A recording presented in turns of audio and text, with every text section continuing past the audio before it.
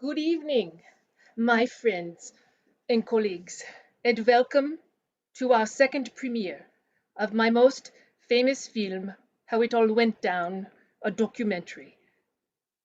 My friends, please, it is of the utmost importance that you log into the YouTube this evening. And I wish from you to know that you well remember that one most favorite objet, or object, as you say, that most favorite thing of mine, that which has indeed inspired this documentary which we shall see tonight. It is my pleasure to introduce this film tonight and to know that you will be experiencing something deep and cause you to have deeper connections to those around you. After you finish this film, you will understand why this word of this objet is so important to me. So please, my dear friends, mes amis, log into your YouTube and please, in the chat area, give to me the name of the object, which is so important to me, and which indeed has inspired several pieces of art, which are now featured at the Musée de Viande Fondue, which you can see today if you wish to go. Yes, my dear friends, it pleasures me and warms me to the soul to know that you know what my most favorite object is. Oh, yes, you know so very well, my soul and my heart, that the object that I love so very much and which has inspired tonight's documentary is indeed human bone. Yes, please sit back and enjoy tonight's documentary inspired by my most favorite objet, human bone. I dug it up and it just made me feel fear and dread.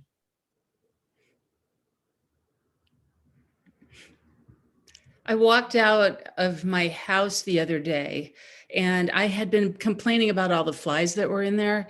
And my partner heard me complaining, so put up fly paper right outside the door, and I didn't know it. And I walked right into it, and it stuck to my hair, my face.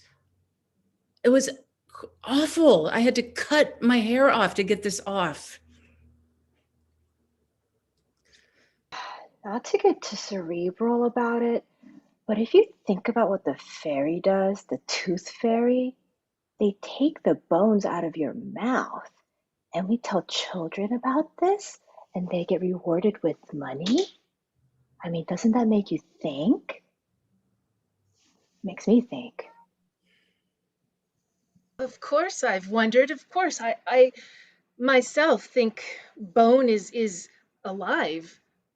It's coursing with nutrients. So when people speak about dead bones, I don't know what they mean. The first time?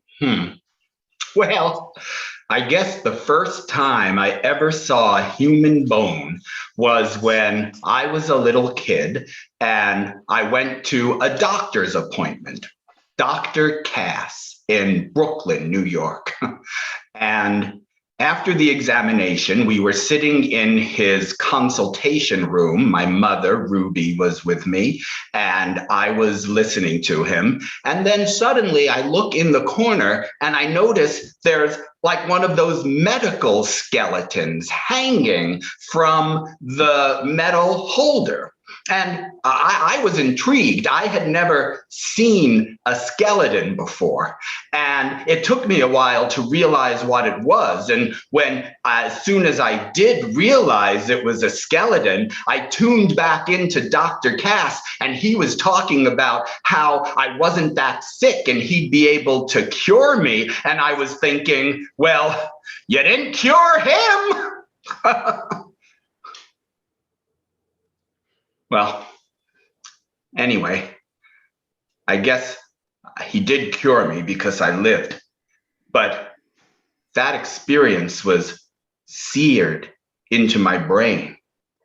And ever since then, I just had a fascination with the human bone. Why?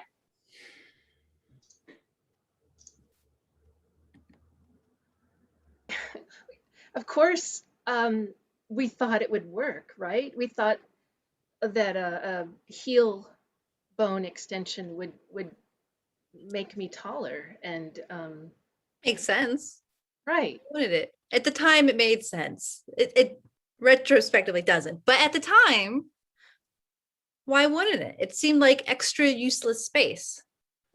Well, I just have to say, Carla, I want to thank you for donating that part of your bone to give to, even though it didn't quite make me as tall as I was hoping.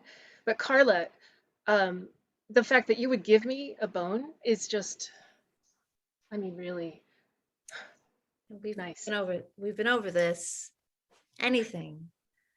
We grew up together, right? And we happened to be a match. Our blood type matched, our blood marrow matched, bone marrow, blood marrow, the whole thing. It was almost like we were related. Yeah, it's weird, huh? Yeah. It was weird. Not as weird as we found out, though. No, not even slightly. But thankfully, I was taller, not as tall now, obviously, as I was then. Yeah, thank you. And we're the same height now. So it's almost like we're sisters. That's so weird. Yeah, yeah, Yeah. yeah, It was weird, wasn't it? Yeah. yeah. And that's when I broke the femur, and you quickly came up and helped me out. That was I was 12 then, right? That's when we became wonderful friends at that time. Yeah, I was really impressed because you didn't cry. You kind of just took it. I mean, if a kid breaks a bone, a femur no less, they have a full-blown tantrum. Yeah, well, they say, you go into shock with those things. So I first didn't even realize that my femur was broken until I tried to stand up. Yeah, and you did, and then you passed out, and we didn't know what to do, so we screamed. It was hilarious and scary. Uh, just hilarious. Well, good thing I was not conscious for that part. Yeah, yeah. I mean, I don't know. It was scary to me. I just laughed along because everybody else was laughing because I saw you in pain. Yeah, they never caught that hit and run either.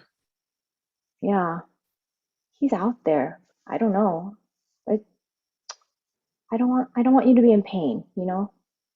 Well, that was a long time ago now, and we grow thicker skin. They say when bone heals, it gets stronger, right? Just like our relationship. Yeah. Yes, Rob, just like our relationship. Yeah. Well, Jeffrey and I have been running the bone clinic for, gosh, I don't know, Jeffrey, how long? It's been. It's been a very long time, 16 years now, maybe. Yeah. And the fact that it caught on. People were donating bones left and right, ones they didn't need, ones they might have needed. You were shocked, right, Jeffrey? We were. I would have never thought to expand our marketing to billboards, but you thought it would work, and my golly, it worked. I know. It was a lark to do it that way, but just sometimes inspiration hits you in the moment. So we had billboards everywhere. Donate those bones. What about them bones? And, we had songs, and it was catchy, right? We even got a sponsorship from the local domino company. Yeah. What was really funny, though, is people thought at first that it was for dogs. Not. It's human bones. Come on. Why dog bones? That's so yesterday. The real amazing thing, though, Janelle, is how the whole bone clinic saved our relationship. Oh, Jeffrey, you're so right. Oh, gosh, I almost forgot that because things have just been going so brilliantly. Well, I mean, the truth is, before the bone clinic, Janelle and I were together, but somehow we weren't connected, you know? Right. Nothing seemed to just gel for us. We just, things were just passing us. And You then, know, yeah. I'll never forget that big fight we had just about 2 weeks before the whole bone clinic thing happened. Do you remember that, Janelle? I sure do. It was it was awful. Boy, I'll Jeffrey, never, ever forget. And I'm just tired of listening to it. Jeffrey, you know what? Every time we play that game, Connect the Bone thing, you go crazy with anger for some reason. Why? I go crazy with anger because I can't stand the way you misunderstand me. I'm trying to express something to you, and it's like it goes over your head every time. Oh, what's the use? What's the use, Janelle? Well, the use is, Jeffrey, is that we have been together so long that sometimes I just am so tired and I think, what would my life be without you? And I imagine it. And then you say something to me and I'm like, Janelle, I don't want to lose you. I don't know why, but I love you. why do you say it in such a way that it's always like a question, though? Why is it a question, Jeffrey? Why can't it just be a statement? I love you. Well, I love you. Well, then why don't I pull a bone out of my body and exchange it for one of yours?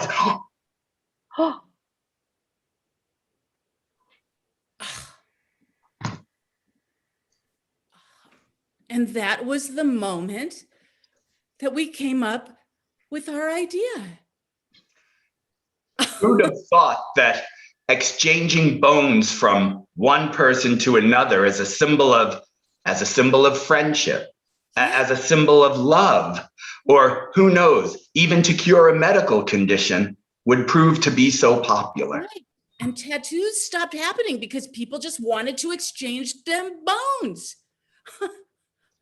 Oh, Jeffrey, you're brilliant.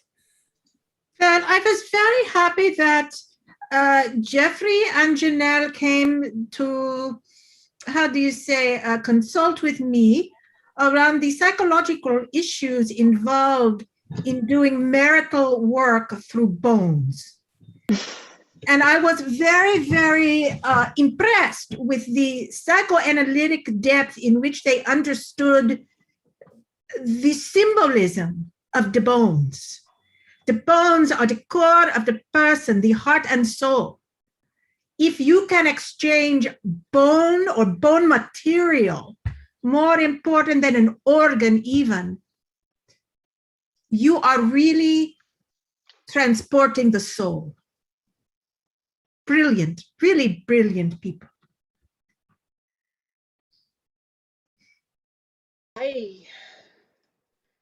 Yeah, you know, I couldn't tell her when I did that I gave you part of the bone, Joyce. I never knew that getting a bone could cure osteoporosis. It just blew my mind. Well, when you were the first case of juvenile osteoporosis in our town, and I couldn't see that happen to you. I was watching you getting shorter every day, and I already knew what it felt like to be really short. I just could never, and she'll find out about this now when she watches this, but Carla will know that the reason the bone didn't make me much taller is because I gave some of it to you, Joyce. It changed my life. I didn't have to pay thousands of dollars in like alterations bills. My pants just kept getting shorter, and I can never That just, Carol, you gave me my life back. You gave me my life back.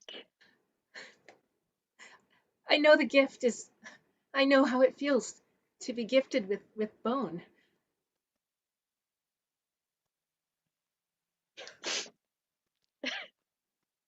Too much, too much. Stop. So when I graduated high school, I went into construction and started really working on myself, my life for me and for Sandy. You know, we were high school sweethearts. Yeah, and after she helped me with that traumatic experience when I was 12, I wanted to get into construction, not only to just build a life for other people, but to build a strong foundation again for me and Sandy. And when I first proposed to her to marry me, then didn't go very well. I guess we were both too young and I was a little too ambitious. Will you marry me?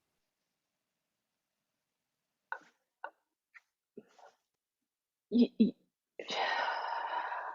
I love you, Rob, but I'm going to Princeton, and I don't know if this is realistic, and I wanna dream bigger. You want to dream bigger, as in love someone else? Listen, I love you, Sandy. When you helped me, that's 7 years ago, I've always wanted to just be with you and be around you and share things with you and play and have fun and all the wonderful things a relationship has. But and we've had that. So you said you love me. So what's the problem? I just I want to see what else is out there, you know? And I think you should explore too. Maybe we take a break and see how we feel after, you know? I don't want to explore. I'm going away to Princeton. And I'm gonna get into construction. Is that what this is about? You think I'm not good enough? Rob, you're perfect. It's just I've always wanted to leave. You know that. This town is too small for me. Yeah, I'm not asking you to not go. You can go and we can see each other, you know, during breaks, and I can come visit you when I have time and vice versa.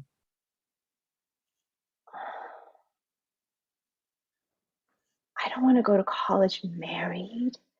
Who does that? It's too soon.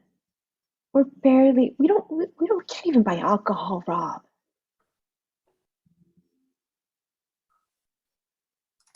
So that was a crushing moment for me where I was completely rethinking all the plans I had for my life and felt like the structure, the scaffolding was falling apart.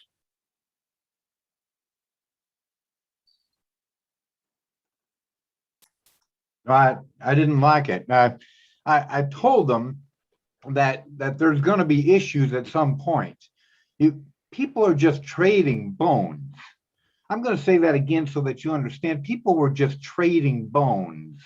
Pretty soon we're going to have dogs with giraffe necks and elephants with little tiny dachshund legs. What bone whores? That's what I'm thinking, that we're going to go down that street. It's a very slippery slope. That's no. I did start some picketing, and I was outside the clinic for a while, but I went away because I was asked very politely to, and I didn't want any violence. And you know, they had all them bones, and it just kind of creeped me out a lot. Well, you know, I guess we'd have to admit, Janelle, it was when he started the picketing that we really became worried.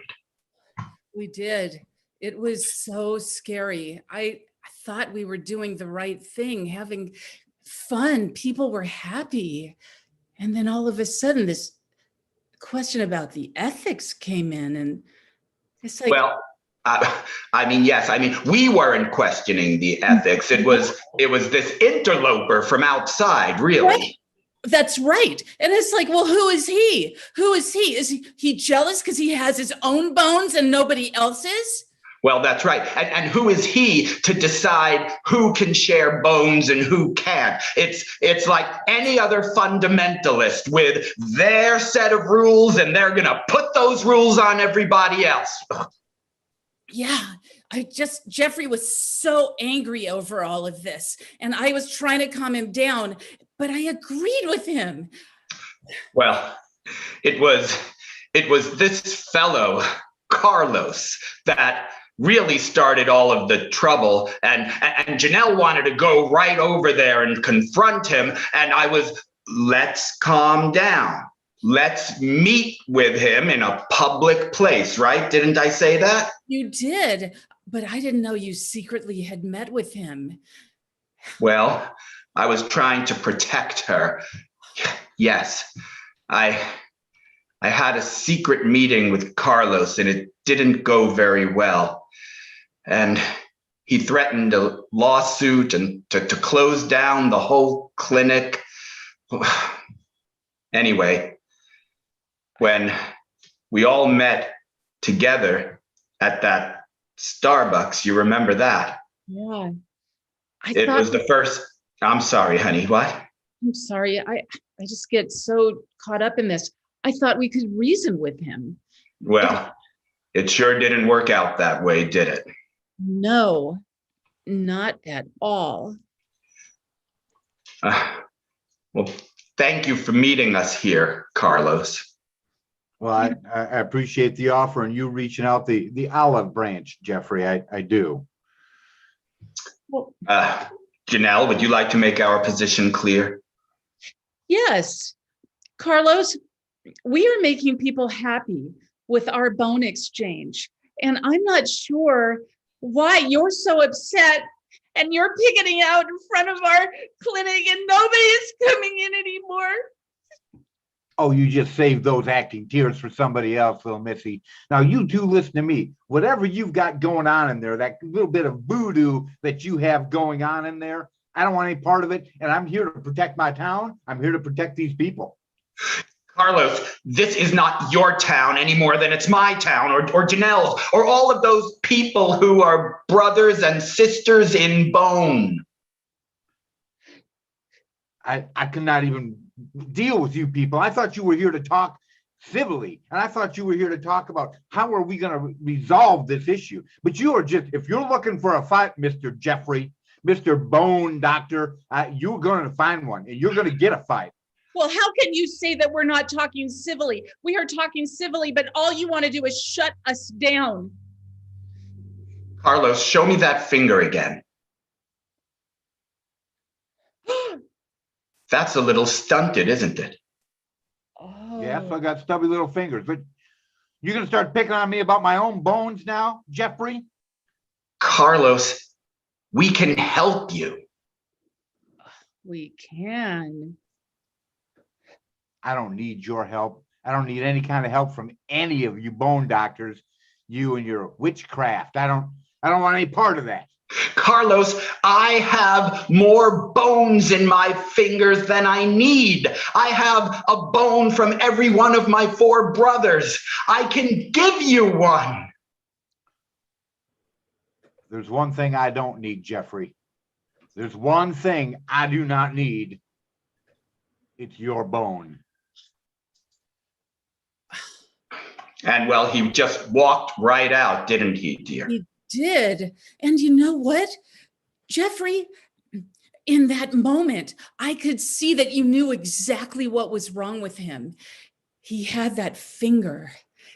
We could change his life. We could change it for the better. But he wouldn't.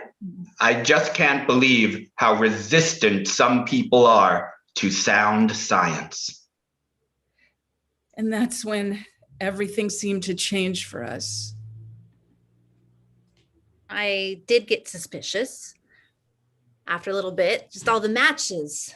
And I kept giving up more bone and the DNA kept matching. So I wondered, could Carol be my sister? It had to be the case. I couldn't just ask directly, though. There are medical records about that, HIPAA laws, that sort of thing.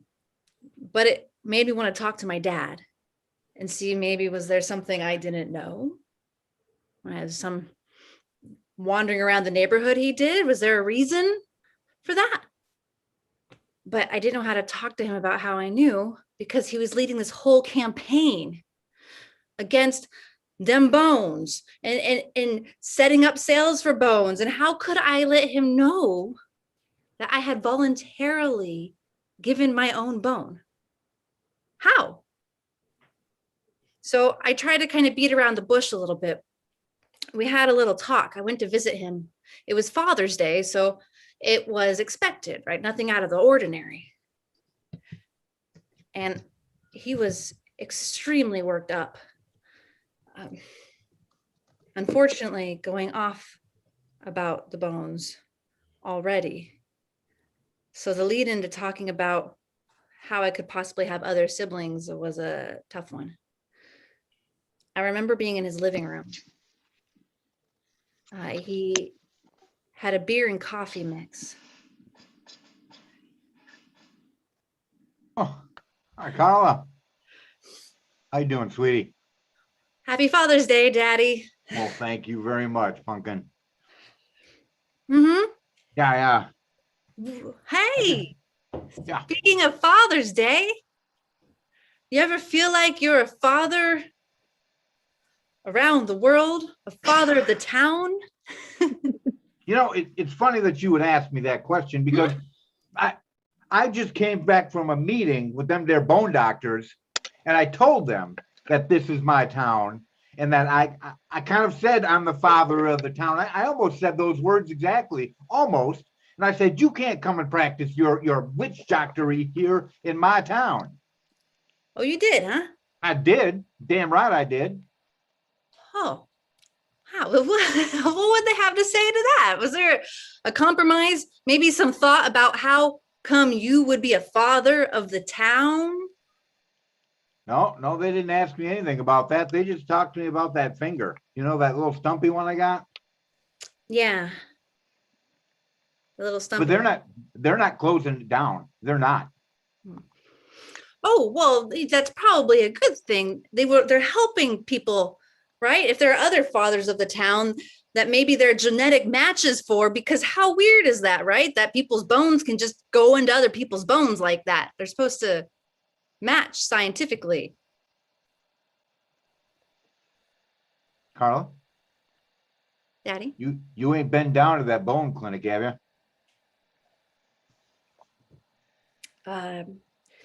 Daddy, I have. For a good cause. It was for a very good cause. I donated bone. I've donated quite a bit of bone now. So let me understand this, that you now have less bone than you had before. Yes. You might have noticed my clothes are a little bit longer on me now. My sleeves go longer and my pants go longer. It was to help my friend, though. My friend, we're of a similar age.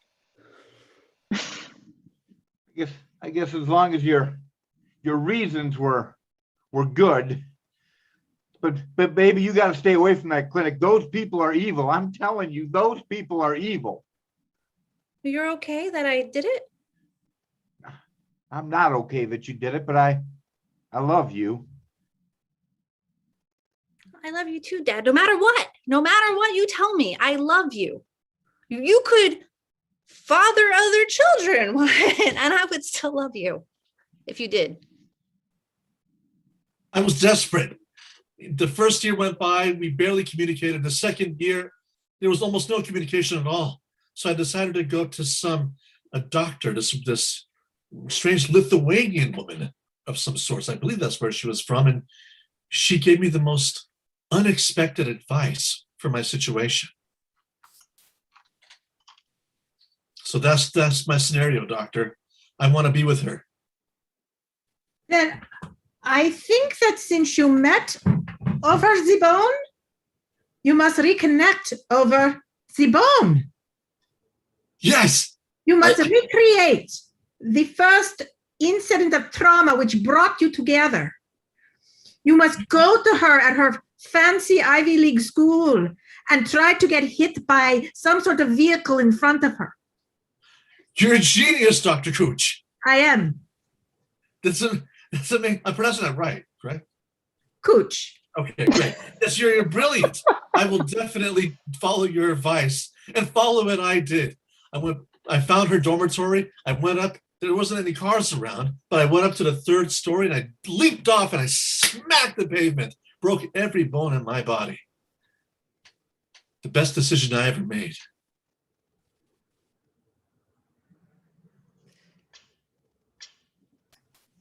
I saw you at the bone clinic, and of course, I wondered why had my feelings changed so much after the bone exchange. And Janelle, you were so generous and offered to take me to see Dr. Cooch. And it was so helpful. I'll never forget how helpful that was. And Carol, you were helping me too. The political environment around our bone clinic had just deteriorated to the point where Jeffrey and I weren't even speaking. And when I went outside, you saw me crying. I was so embarrassed and ashamed. You put your arm around me and you said such wonderful things. I was there, and it's okay, Janelle.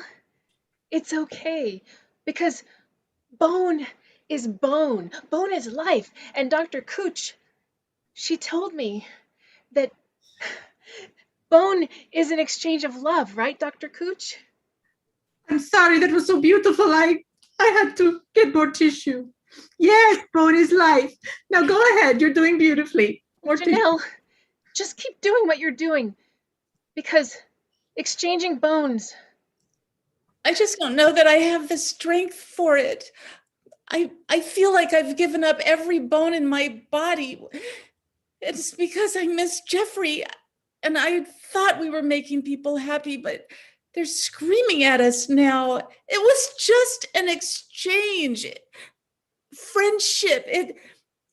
Jeffrey and I, when we first met, we exchanged little parts of our bones, and now we can read each other's minds, and now I can't read a thing. Well, Janelle, that was when I looked at my own finger. Here we are getting interviewed about it now.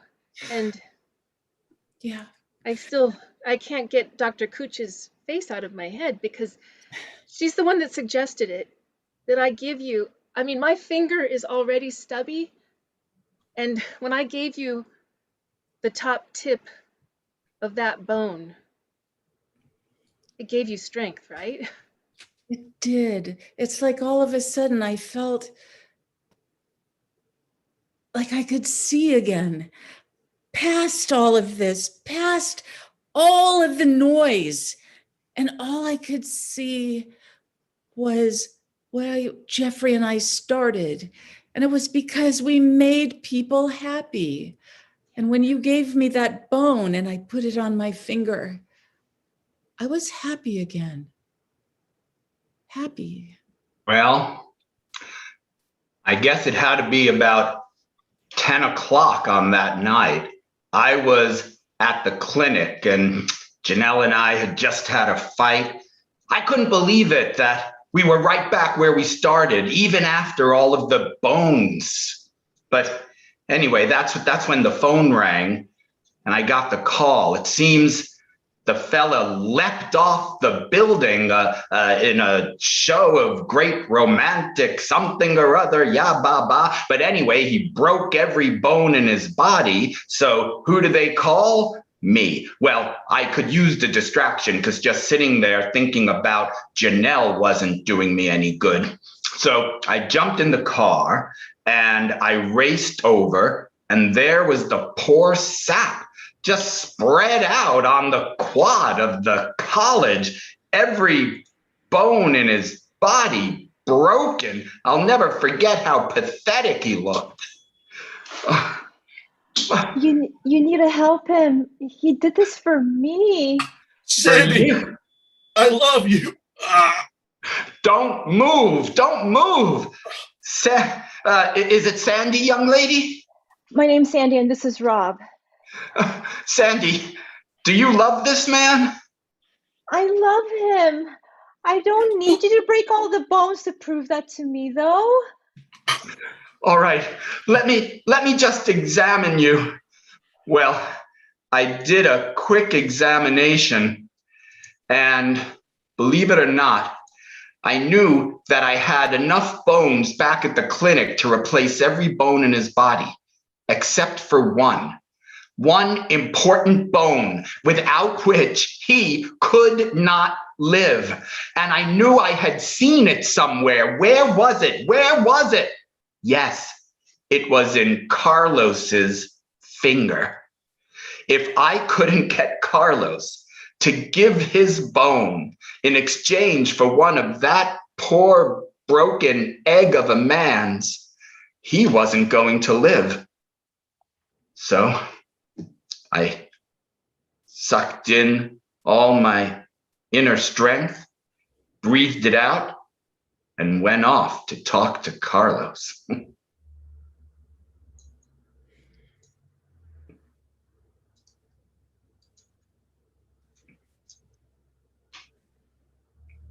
Now look, I'm sorry to just barge into your garage while you're working on your car there, but you and I have to talk. There's a man's life at stake, and you're the only one who can help him. He needs your finger bone.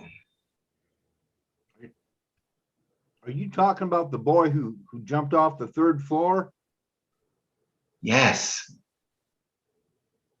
Boy, that boy must have been hurting, huh? He did it for love. I can't even imagine loving somebody enough that I'd throw myself off a building. But you can help him, can't you? I mean, I know we've had our differences, Mr. Jeffrey, but you can help that boy, can't you? Carlos, only you can help him. You have the bone he needs to live. Well, hell, I guess I wouldn't be a very good neighbor if I didn't help that boy, would I? No, you wouldn't. Well, Mr. Jeffrey, if you tell me it's safe, you can have that bone. I will happily tell you it's safe. Then you can have it. Well, later that night, early morning by now, he was saved. Gosh, I'll never forget watching Carlos and Rob as Rob lay in the hospital bed, mending, and Carlos stood at his side. Carlos, You're going to be fine there, lad. You're going to be fine. thank you so much, Carlos. You saved my life. Oh, I wouldn't be much of a neighbor if I wouldn't have. And you know, you just damn, you just get better. Mr. Carlos, you saved my husband. Rob's gonna be my future husband. Well, You really? Sandy, oh my God, I'm so happy. Just don't move, Rob. Stay I won't. still. I can't. I think you two Well, kids are going to be very happy. it's ironic. The bone doctor seemed to be helping everybody, but he couldn't help himself and his own wife, no matter how much bone he had.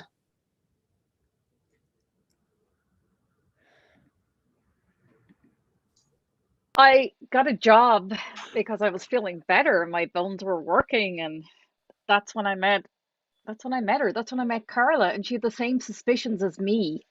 And I had access to the birth records. It was bizarre because We didn't know each other very well, but Joyce was getting taller. We had some distinct characteristics that were similar and some similar ways of talking. We just felt a deep connection. Mhm. And then we realized there was people around the town who looked like us. Exactly. And some differences in hair color, obviously, some manners, but that would happen if you had a parent who slept around or whatever it could have been. People donate to banks, as it were. Things happen, right? It's just this town there's a lot. Right? We had a lot of similarities. And that's when A I lot. saw a lot. A lot. A lot. And then we saw the news report about the boy who jumped for love, Rob. And I thought, hey, Joyce, he looks like you. And he did. Mm-hmm. And I had access to his file. Mm-hmm. And genetically, we were a match as siblings. Exactly. Exactly. The odd part was I did not have such a genetic match after all with my friend Carol. It was really weird because you look so alike. Yeah, it was weird. We had so much in common, but like Joyce pulled the records to show, well, we were not such a match. But it was weird. My bone. Sometimes life surprises us. Yeah, sometimes. Yeah. It does. Oh my God. Jeffrey and I had been not talking for such a long time that I couldn't find my way back. And then all of a sudden I looked and saw the news report, and there was Jeffrey saving that man, and Carlos. Somehow he was able to get Carlos. And I went running over. Remember, Jeffrey? I went running over to the clinic, and there you were. You looked so sad, and you saw me, and I didn't even know what I was going to say in that moment. I just couldn't wait to get to you, to hug you, to say, my God, you are amazing. I'll never forget that hug. It was beautiful. Oh, Jeffrey. Oh, Janelle, I'm so sorry. I'm so sorry about everything. I'm sorry, Jeffrey. I thought I had faith and we wanted to make people happy. And when they stopped being happy, I became unhappy, and I didn't think you were happy anymore. But now we're both happy, right? Yes. And I think Carlos might be feeling happy too. That was what brought me here, Jeffrey, I saw a change in Carlos. It showed on the news report. He was glowing. He had done something for someone else. And you made that happen. He dropped the lawsuit too. He did? We can open the clinic again? Yeah. Oh, Jeffrey. It's too much to hope for. I took out 3 of my finger bones to show my love for you. Oh, darling, I took out 3 of my toe bones to show my love for you. Your toe bones. I love you so much, Jeffrey. Janelle, may I put my toe bones in your fingers? Yes, if I can put my finger bones in your toe bones. Yes. Oh. That was actually kind of a painful switch, but it worked real well, and now I can climb chain link fences like that. Oh my God. And the things I can do with my toes. Crazy, crazy. But Jeffrey and we've got the clinic back and people are happy again. We save lives. Yeah, I guess when the truth finally did come out that, I didn't want the clinic around because they could do genetic matches, and I used to be in a band, but then Carla figured it all out, and she came over and she talked to me that day, and gosh, I remember exactly how it went. I was just sitting at the table feeling good about myself. Hi, Dad. Hi, Pumpkin. How are you? I found out I'm great. I found out I'm mini pumpkins in a pumpkin patch. I'm sorry. I found out you put a lot of pumpkins out on the vine, Dad. A lot of pumpkins. A lot of germination. You put some seeds in the ground that germinated into a lot of pumpkins. The pumpkins, you see, lots and lots of pumpkins in different parts of the ground, maybe different fields, I should say. Many pumpkin fields.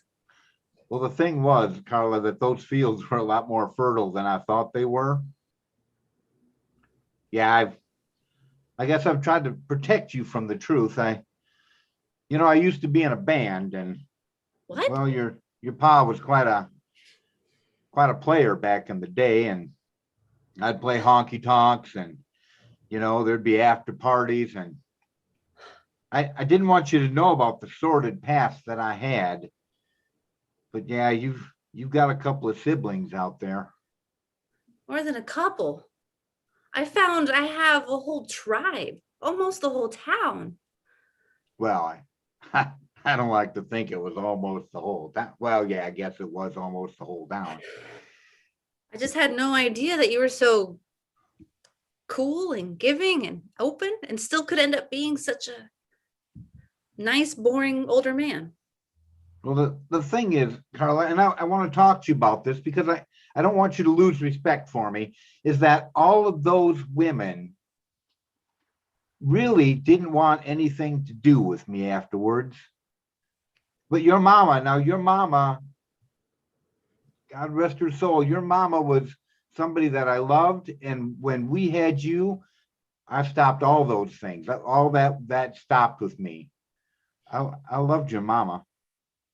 You did. I saw it every day. You were a great papa, Daddy. Thank you, Pumpkin. And so I had to come clean. It wasn't easy, but it never is, when you've been living a lie for so long. I guess I took it out on, that Mr. Jeffrey and his pretty wife, that I didn't want that clinic. And the real reason is, genetics.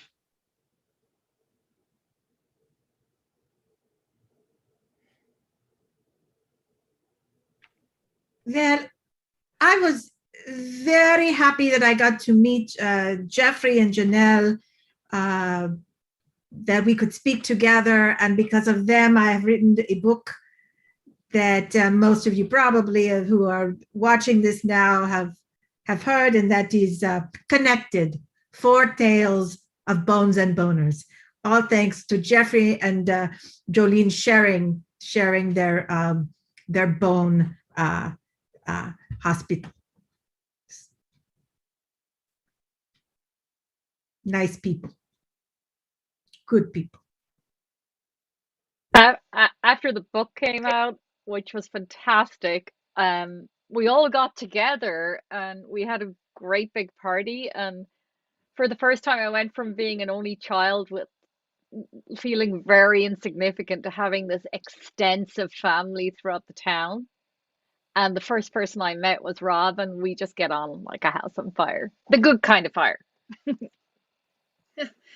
I was really actually disappointed when I realized that I wasn't one of the siblings, but they were so sweet. And this this necklace that I have, it's actually a piece of each of their bones, and I wear it, and I kind of feel like an honorary sibling.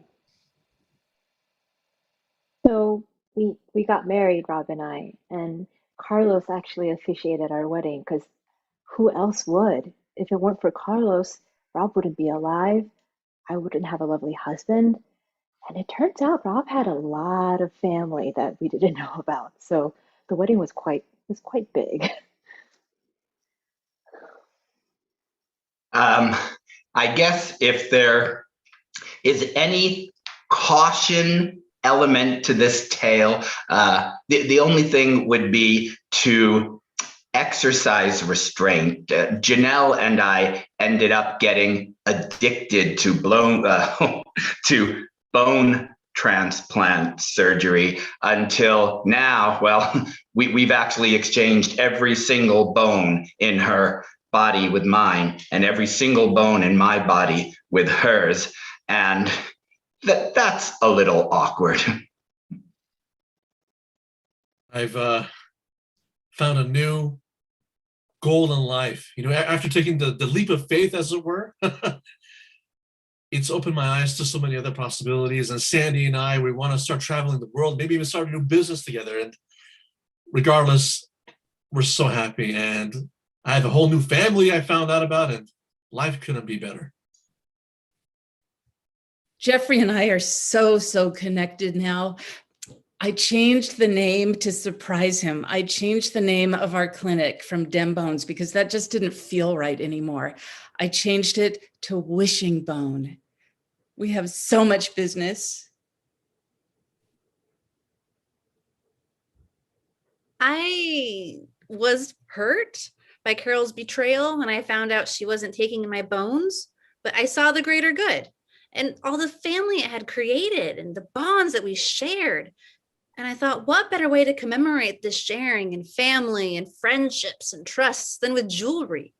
So I created this whole bone making jewelry business out of my own bones, donated bones, fossils I could find. I went to medical excavation sites, whatever I could do to create bone jewelry. Even if you've had a relative who has died, for example, I will take their bones and make it into some kind of keepsake for you to wear. Isn't that lovely? So we had a family reunion of sorts, and it was just surrounded by love, and I have that Mr. Jeffrey and his pretty wife Janelle to thank for that. And well, hell, I was just wrong, and sometimes you just got to admit when you're wrong.